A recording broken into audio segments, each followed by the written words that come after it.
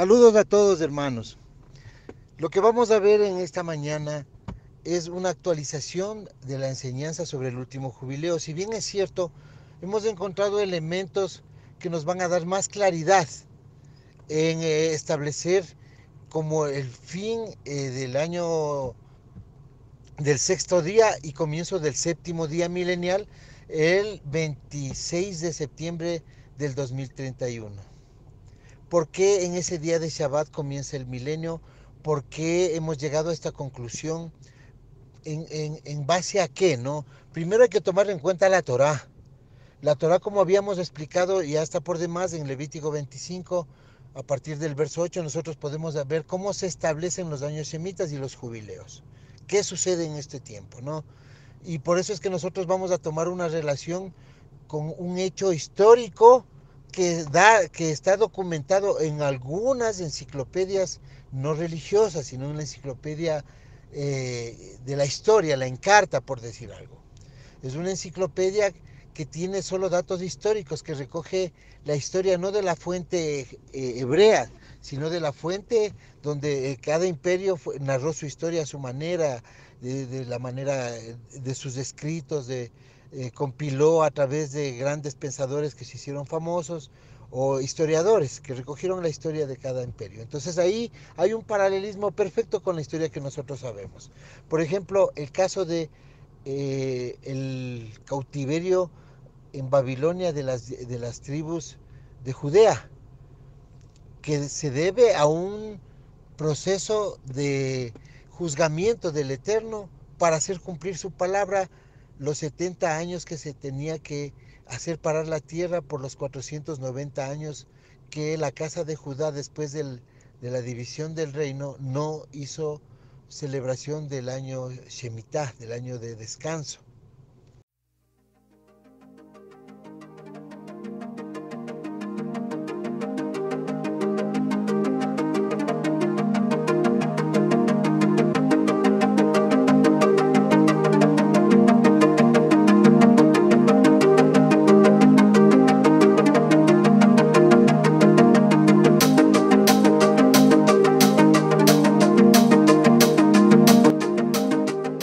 De que van a ser llevados al cautiverio 70 años, uno por cada uno de los 490 años que no celebraron el año Shemitah. Entonces, eso escribe Jeremías, y con eso se van 70 años al exilio. Por eso es que Daniel abre el rollo de Jeremías y se da cuenta de que en realidad faltaban 70 años, eran 70 años los que había que estar en cautiverio, y entonces ya sabían los tiempos. Miren que ellos también sabían los tiempos por la profecía. Y la profecía de Daniel, con el Eterno nada está oculto. Si ya nos da señales, Él es concreto, Él concreta su obra, Él no va a guardar un misterio que va a confundir y a crear religiones como hoy. Entonces ya tenemos entendido que esta es la manera cíclica del Eterno contar su tiempo, ¿no? En lo macro, cada 50 años es un tiempo de los que Él anunció que habían 120 tiempos. Entonces, también tenemos que informarnos que en Mateo 27 se habla de un eclipse. Yo les había explicado que este eclipse no puede ser un eclipse natural, algo que oscureció el sol, porque duró 3 horas. Y porque es un evento tan fuerte, un eclipse de 3 horas, que cualquier enciclopedia contendría este eclipse. Entonces, al parecer, fue una nube o se movió tanto la tierra que creó una nube de polvo. Pero en la zona, en el monte donde estaba el Eterno, en Jerusalén, se oscureció durante 3 horas. Ese dato es más comprensible, ¿no? Porque si no, nosotros no podemos establecer que este eclipse que en Wikipedia vemos que sucede en el año 29, ¿ya? O sea, vamos viendo fechas. ¿Qué es lo que quiero mostrar con esto? Quiero mostrar cómo documenta la ciencia o estudios científicos argumentados en historiadores y eventos muy datados, cómo van acercándose la fecha a Yeshua. Porque es importante conocer el año que Yeshua nace. porque dependiendo de cuándo él inicia su ministerio, entonces sabremos en qué tiempo es el cumplimiento de los 2000 años. Eso es lo que estamos tratando de establecer. Pero existen algunos calendarios. Por ejemplo, el calendario juliano, que está vigente en el Imperio Romano desde el año 60 en Judea, cuando entró Pompeyo.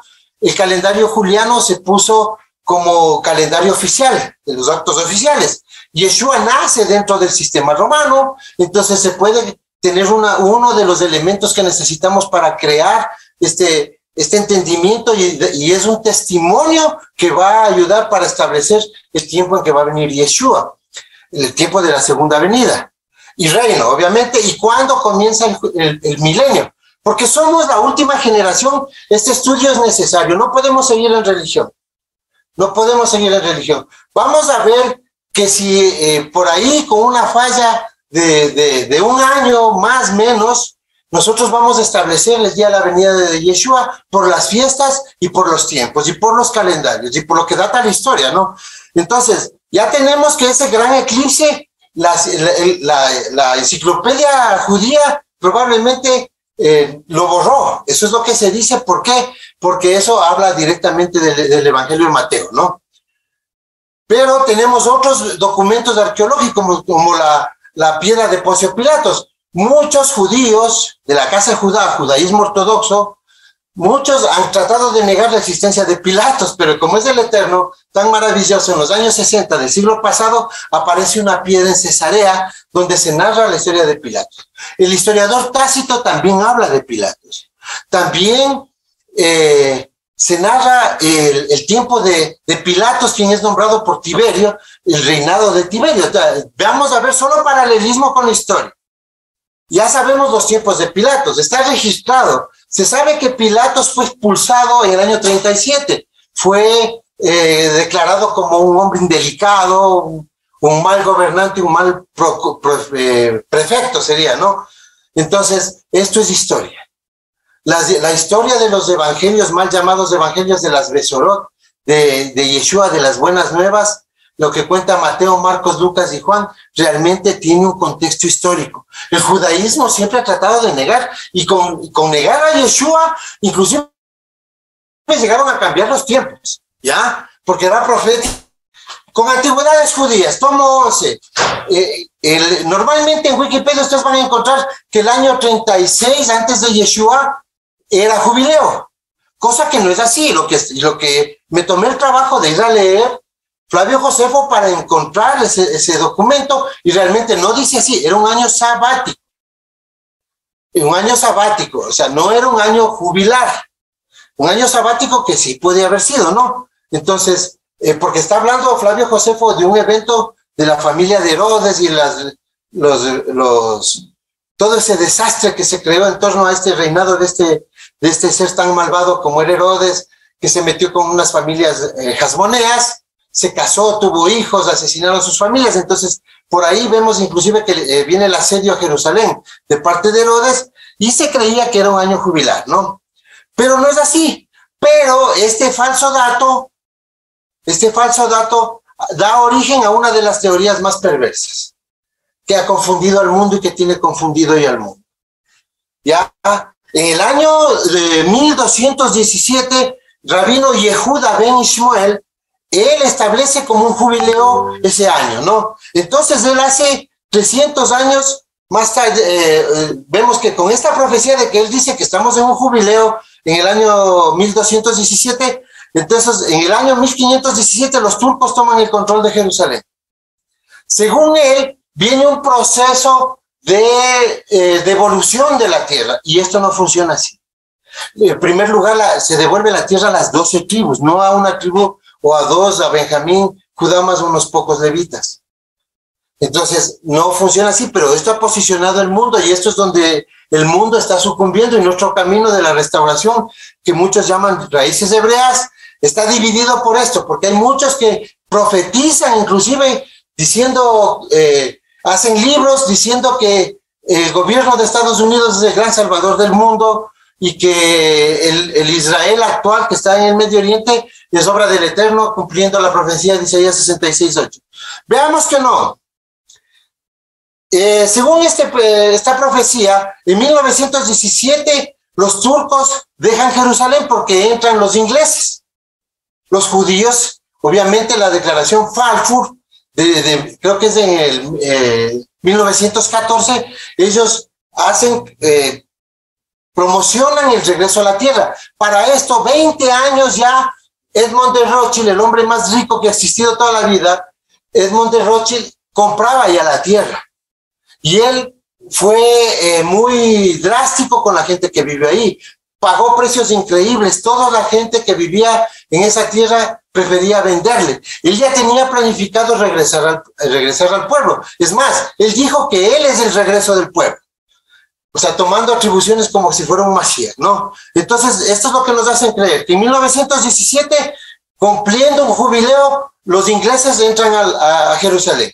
Que en 1967, la Guerra de los 6 días es el penúltimo jubileo. Aquí van a ver cómo fallaron ellos, que hasta nosotros hace unos 10, 15, 12 años nos movió el piso, porque estábamos viendo de que hay ciertos eventos que coincidían. Pero si en 1967 ellos, después de la Guerra de los 6 días, entran a Jerusalén, supuestamente con proezas, resulta que si es el penúltimo jubileo, el año 6000 debía ser el 2017 y Yeshua debía venir el 2024. En este momento deberíamos estar en medio cuando las costas cambian su forma, cuando muere la tercera parte de la tierra, en plenas copas de ira. Ya había pasado la abominación desoladora hace un año más o menos. No ha sucedido, hermanos. No es ese el Israel. Los números no engañan. Entonces, esto ha llevado a la división de los hermanos en la restauración. Por no entender estas cosas. Por pensar todo alegóricamente, por pensar de una manera fanática, por el acomodo de otras personas. Y vamos a ver gran maldad hoy día. Gran maldad. Estoy repitiendo la enseñanza de la semana anterior, pero haciendo unas actualizaciones que eran necesarias. Ok.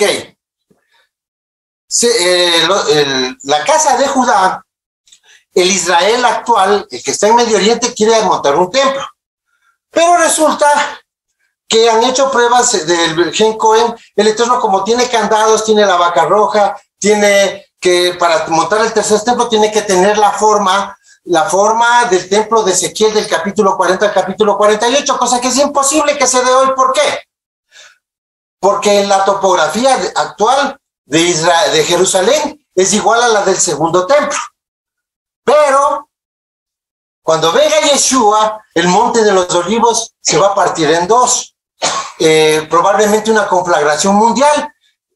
Es un evento tan fuerte, tan drástico, que inclusive se habla de 7 meses de recolección de cadáveres. Se habla de que luego de 7 meses nace una vaquilla roja, que también es un candado del Eterno. Han existido solo 10 y sirve para hacer purificación. Pero lo más importante de esto es que ahora sí, con el monte de los olivos partido, ya podemos ver el río de Ezequiel, que sale hasta el Mediterráneo. Si no, no existe un río que salga hasta el Mediterráneo. La tierra no tiene la forma para establecer las medidas conforme al templo de Ezequiel. Pero después de esa conflagración de Zacarías 12:10, cuando la casa de Judá se perdió la resurrección 10 días antes, miran a quién traspasaron, reconocen que Yeshua es Mashiach, entonces esa tierra está completamente deformada por la guerra, de pronto por una conflagración de nivel atómico. Entonces, ahora sí ya vemos que la topografía de Jerusalén ha cambiado. Es más, hermanos, si es que alguien duda todavía de que hoy día puede estar ahí esta confusión tan grande, solo lean el capítulo 18 del libro de Apocalipsis. ¿Qué dice ahí? Dice que ahí en el año más o menos 37, o sea, en el año 6006, van a matar a los 2 testigos, cosa que es un evento futuro. Y el Eterno dice que esa ciudad donde van a matar a los dos testigos, dice, es Sodoma y Egipto. Es lo mismo que dijo Pablo hace 2000 años. Como estaba Roma, empezaron a tener idolatría, entonces dice que la Jerusalén celestial, esa la del Eterno, no es esa. Y no es esta la que estamos viendo hoy también. No es. Tiene que ser Kadosh. Mientras ustedes vean una cruz en Jerusalén, la Jerusalén actual no es del Eterno. Tiene que sufrir este proceso. Entonces, vemos cómo este conteo de jubileos ha llevado a tener otras doctrinas. Ahora, vamos a ver. Bueno, existe la genética, las mezclas, el gen Cohen, ¿no? Es un haplogrupo que ha creado la universidad, la Universidad de Jaffa.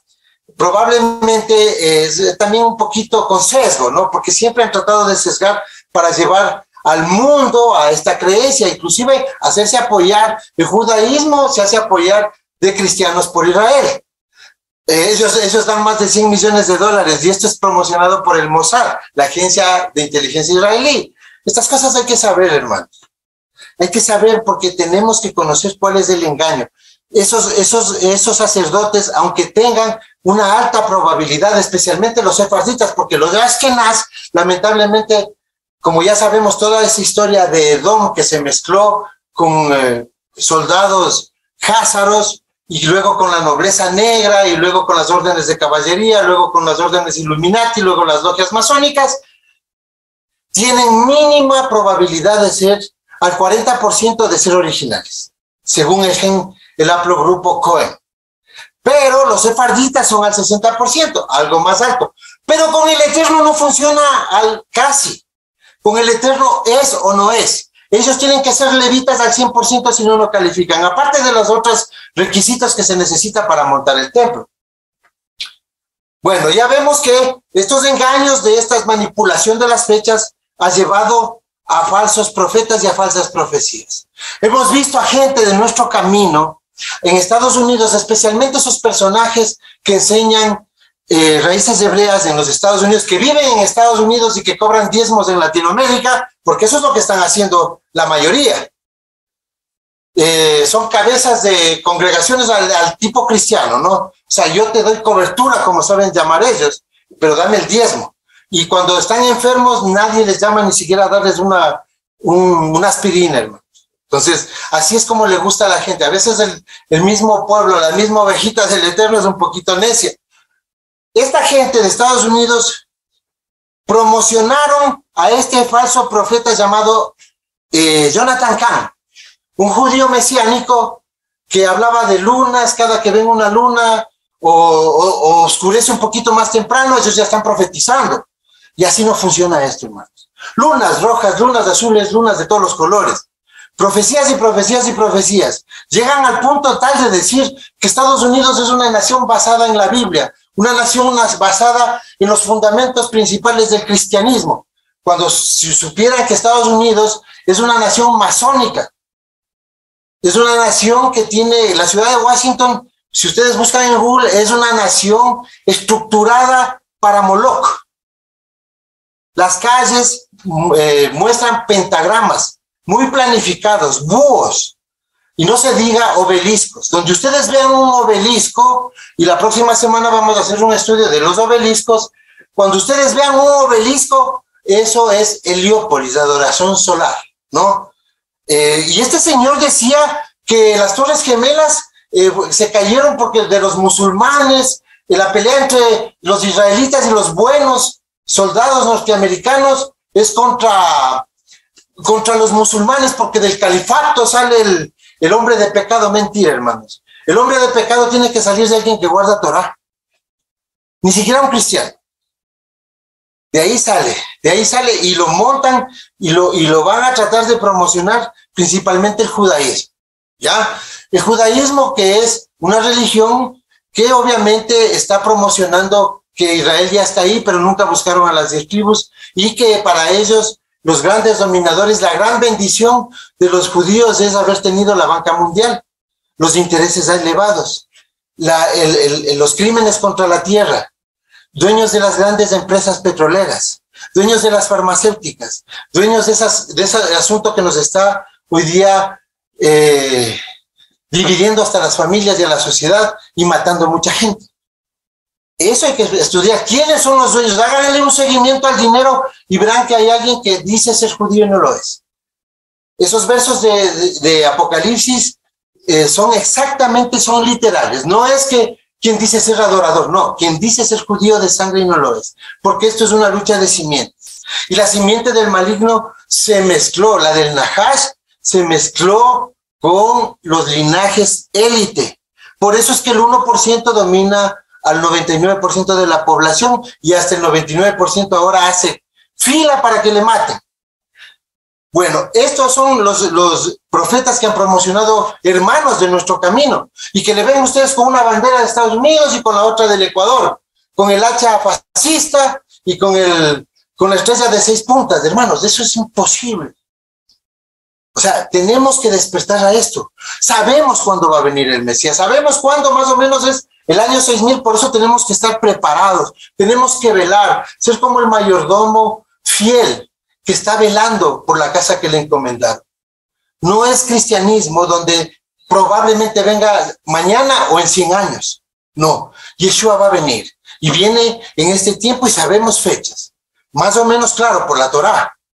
Bueno, ya sabemos de estos falsos profetas, ¿no? Que adulteraron esta profecía de Isaías 66, que dice que nacerá una nación en un día cuando Sión estuvo de parto, antes de que estuviera de parto dio a sus hijos. Es hoy. Que hoy día estamos aquí las 12 tribus, diciendo somos hijos de Abraham. El reverdecer de la higuera, 12 tribus, para poder entrar en el día milenial, que es el día que nace Israel. Cuando a Jacob se le unen los extranjeros, los asimilados que van a guardar la Torá. Y eso es en la gran tribulación, que son 7 años antes, un shemita antes de la venida de Yeshua comienza la tribulación. Bueno, una referencia verdadera, también que narra el libro de Flavio Josefo, es en el libro 11, en el tomo 11, que habla ya de un jubileo. Esto les había explicado cuando Alejandro Magno, miren que es historia, cuando Alejandro Magno tiene una visión, un sueño, y regresa va a Jerusalén a exterminar Jerusalén, narra Flavio Josefo que él, cuando llega, ve al sumo sacerdote, se baja de su caballo y se postra. Y ve a todo el pueblo vestido de blanco, porque el sumo sacerdote el día anterior también había tenido un sueño, donde se le dice que él tiene que salir a recibir a este personaje. Resulta que el sueño que había tenido Alejandro Magno era que una persona vestida de esa manera le iba a llevar a concluir tomando el imperio persa, que era el más grande imperio de la tierra, ¿no? Él iba a conquistar. Entonces él, cuando baja de su caballo, hace que sus tropas no ataquen Jerusalén, sino se baja y se postra ante el Cohen Hagadol. Y uno de sus príncipes le dice, pero ¿por qué haces eso? Tú eres el hombre más fuerte de la tierra. Y él le dice, no me postro a este hombre, me postro al que lo nombró. Cumpliendo también así una sombra profética cuando ustedes ven que en el milenio el pueblo se postrará a Yeshua. Ya, o sea, dándole claridad todo este tema, ¿no? Entonces, cuando él ya logra el favor, sumo sacerdote, salva Jerusalén y se pone a la disposición de Alejandro Magno, encuentra gracia en los ojos de Alejandro Magno y Alejandro Magno le dice, ¿cómo tú me puedes aconsejar para tomar el imperio persa? Resulta que abren los libros y encuentran la profecía de Daniel, historia. No estoy hablando nada más que lo que para nosotros sería nuestro argumento principal, que es la Biblia. Estoy hablando de historia, hermanos, porque esta misma historia ustedes la van a encontrar en los libros de Alejandro. ¿Ya? Y le sacan la profecía de Daniel y le muestran que un griego macedonio iba a vencer al Darío, que es el imperio persa.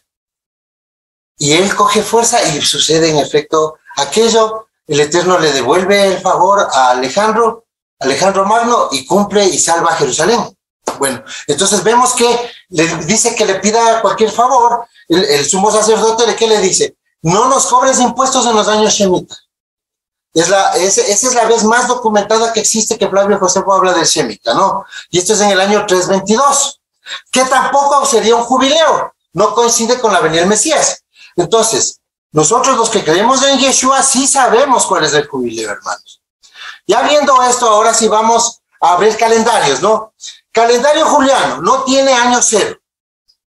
El calendario juliano no tiene un año cero. Entonces, si Yeshua nació en el año -1 antes de la era común, quiere decir que para el año 1 tiene recién un año, no 2, en el calendario juliano. Esto es importante que ustedes entiendan para poder establecer el año en que Yeshua comienza su ministerio, ¿ya? Entonces vemos que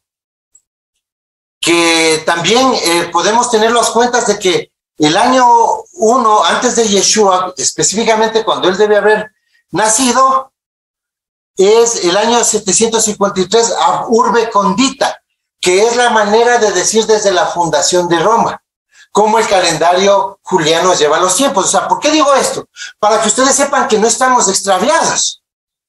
Ya sabemos lo que estamos hablando, es historia, nada más, solo hay que sumar. Entonces, y ya sabemos que no se cuenta el año cero, ya podemos entender algo, ¿no? Ya tenemos un elemento, una pieza. Según Lucas 3:23, dice que Yeshua al comenzar su ministerio era como de 30 años. Entonces ya sabemos que si él nació en el año -1, tenía que tener 30 años en el año 30 a 31, ¿ya? Existe otro libro para poder comprobar con el calendario hebreo. Aquí se va complicando un poquito, pero estamos ya claros con esto. En el calendario hebreo, según este libro, el Seder Olam, ellos aumentaron un año al calendario hebreo. ¿Sabe por qué? Porque esto está documentado, hermanos, aquí.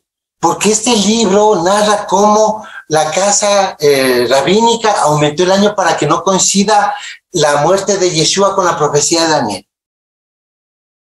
¿Ya? O sea, ¿sí se dan cuenta? Entonces, si hoy te dice un judío que está en el 5782, realmente estamos en el 5781. Ahí vamos a ir cuadrando las cosas. Y siempre le sumamos 210 años que los judíos no contaron. Entonces, vamos a ir sumando esta situación. Según el calendario judío, el Shemitah número 49 fue en el año 2021-2022. Pero resulta que, de acuerdo a este error que está comprobado, no es el año del 2021 al 2022 Shemitah. O sea, hoy no es Shemitah. Shemitah va a ser del 2023, del 2022 al 2023, el 48 Shemitah, que sumado 7 años vendría a ser el 2029. Del 2030, y del 2030 al 31 sería el jubileo. ¿Ya? Ya estamos viendo que el último jubileo sería del 2023 al el último Shemitah al 2030, lo que da que el 2031 viene a ser el año 6000, el jubileo. ¿Ya? Estamos viendo documentación. Por eso es que, miren, aquí nosotros hemos... En Wikipedia dicen que el calendario hebreo está en el año 1, es en el 3761.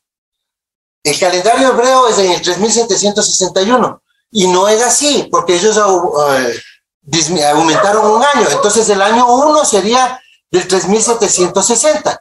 Lo que nos daría más los 30 años de Yeshua, que Yeshua comienza su ministerio en pleno jubileo, y también lo que hace que en el año 4000 sería en este año del 2031, el año 4000. Yo les digo, de pronto no es un poquito confuso para alguien detenerse, puede detener el video y analizar todo este tema. Yeshua en el año 1, según el calendario juliano, tenía 1 año, más 30 años, tendría 31 años cuando fue la resurrección, lo cual marca también ese año del Eterno, el año jubilar, como estaba profetizado en Isaías 61, cuando Yeshua dice que entró a la sinagoga como era su costumbre y tomó el libro y dice: el Espíritu de Yahweh que me ha ungido, me ha enviado como heraldo de gozo a los humildes, para vendar a los heridos de corazón, para proclamar la libertad a los cautivos y liberación a los prisioneros. Es un año de jubileo. Porque el verso 2 es para el segundo jubileo, el regreso, para el 7º milenio, que es un verso que habla del Yobel, para vendar a los que han sufrido la gran tribulación. Entonces, cuando Yeshua lee y cierra el libro, era algo que no era una costumbre. Y dice que todos se quedaron atónitos, porque él debía leer la Haftará, todo el capítulo. Él cierra el libro y dice: esto se ha cumplido hoy, o sea, hoy es jubileo. Estamos hablando del año 30 y el año 31, cuando dice que comenzó su ministerio. No hay duda, hermanos, que del año 31 es el jubileo 6000. Estamos claros, muy claros en eso. Ya, ¿y qué es el año 31? El Yom Kippur, que es, según la Torá, es el día en que se debe sonar el shofar para proclamar el año del jubileo. Ese Yom Kippur, el 26 de septiembre del año 2031, a las 6:30 de la tarde de Ecuador, Shabbat, comienza el 7º milenio, en Shabbat. En Shabbat. El milenio sabático comienza en Shabbat. Si es que alguien quiere hacer alguna acotación o algo, puede escribirnos. Este video también tenemos que subir para hacer esta actualización, porque había un error del año del nacimiento de Yeshua. Ya, en el año, ¿cuándo pasa del año juliano a gregoriano? En el año de 1582, Gregorio VIII ordena ajustar los segundos que llevaba el calendario juliano de diferencia. Crearon una diferencia de 10 días en más de 1700 años. Entonces él ordena ajustar y pasan del jueves 4 de octubre, ajustan los 10 días al viernes 14 de octubre de 1582, sin afectar el Shabbat. Maravilloso, porque el Eterno no afectó el Shabbat. Entonces, vemos que hoy estamos con el mismo calendario, solo había una diferencia de 10 días. Hermanos, según esta profecía implicaría automáticamente que si el 26 de septiembre es el año jubilar, el 2038, en septiembre del 2038, en la fiesta de las trompetas del 2038, sería la venida del Mesías. Bueno, no es profecía. Yo le agradezco a los hermanos que también tomen en cuenta que esto es un estudio, no es una profecía.